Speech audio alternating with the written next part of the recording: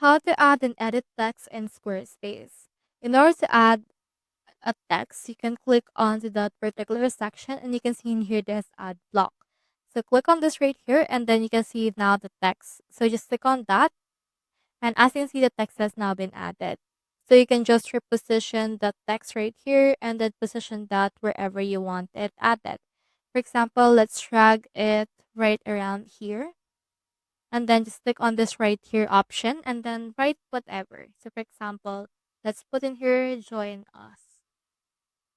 Now if you want to change its color, you can just select it all and click on this color option. And then color from our palette, just choose one or you can also choose a custom one as well. Now you can make this bold or you can also make this italicized if you want to as well. So you can add the link or just edit the alignment from this text. So that's how you add and edit text in Squarespace.